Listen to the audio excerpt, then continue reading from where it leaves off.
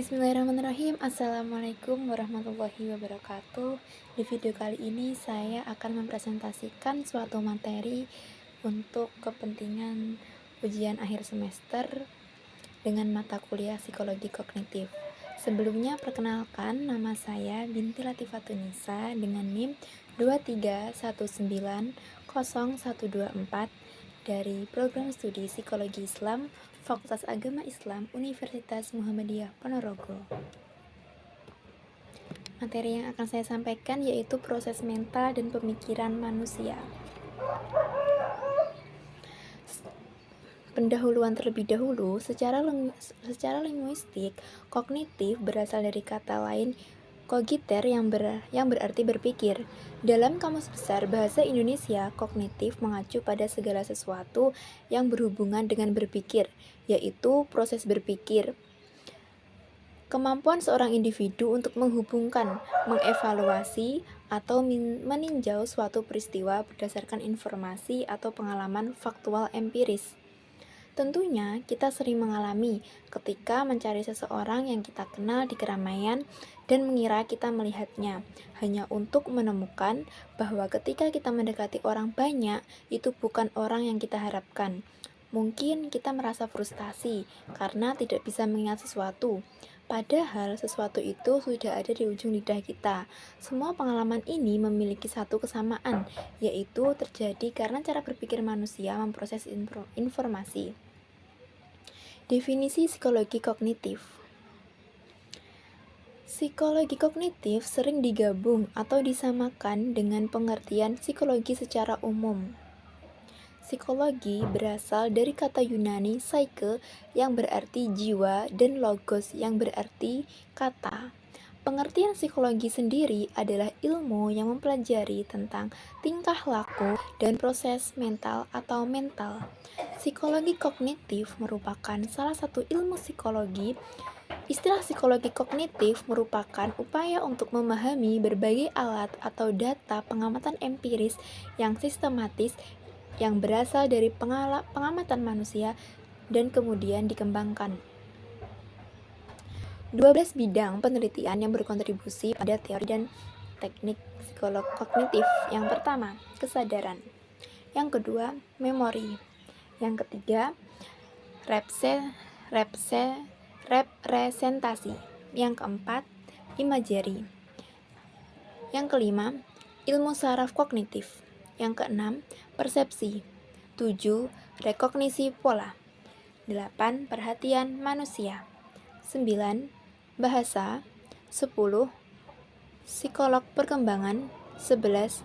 Berpikir dan pembentukan konsep. Yang terakhir, yang ke-12, kecerdasan manusia dan artifisial. Memasuki dasar awal kognitif, penginderaan, persepsi, dan belajar. Yang pertama, awal penginderaan dan persepsi. Sensasi adalah persepsi terhadap stimulus sensorik, sedangkan persepsi adalah interpretasi dari apa yang telah diterima oleh indera. 2. Proses dasar belajar. Belajar adalah konsep sederhana dengan makna yang kompleks. Selanjutnya, melalui dasar awal kognitif yang terjadi pada manusia, perkembangan psikologi kognitif dapat dibagi menjadi 1. Sensorik motorik dari usia lahir sampai 2 tahun. Yang kedua, praoperasional dari usia 2 tahun sampai 7 tahun. Yang ketiga, operasional konkret dari umur 7 tahun sampai 12 tahun. Yang terakhir, operasional formal dari usia 12 tahun ke atas. Teori pendekatan kognitif. Pendekatan psikologi kognitif menekankan pentingnya proses internal pikiran manusia.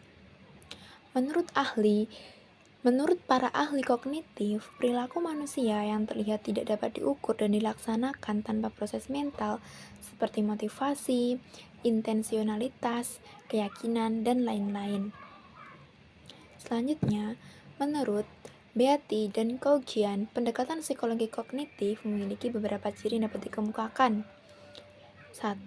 Seperti ahli teori perilaku. Psikologi kognitif menganggap psikologi sebagai ilmu murni. 2. Ahli teori behavioristik memprioritaskan perilaku manusia. 3. Pengaruh terbesar pada perilaku manusia adalah bagaimana pikiran bekerja. 4. Seperti komputer, kita mempengaruhi cara kerja otak kita sebagai perangkat keras dan bagaimana kita diprogram oleh pengalaman. Selanjutnya, hubungan emosi dan kognitif.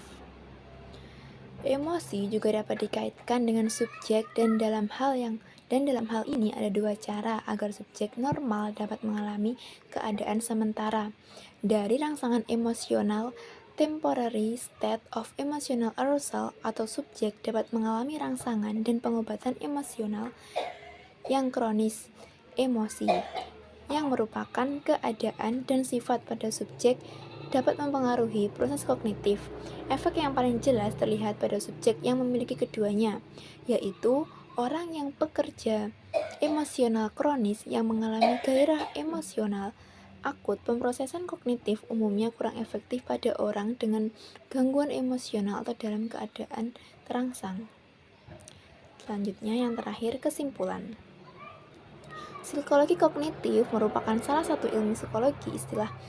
Istilah psikologi kognitif sendiri merupakan upaya untuk memahami berbagai bentuk sarana empiris yang sistematis dari pengamatan manusia, yang kemudian dibangun menjadi teori-teori. Psikologi kognitif berkaitan dengan proses persepsi informasi, pemahaman, proses berpikir, dan pemecahan masalah. Sekian video dari saya, kurang lebihnya mohon maaf. Akhirul kalam, wassalamualaikum warahmatullahi wabarakatuh.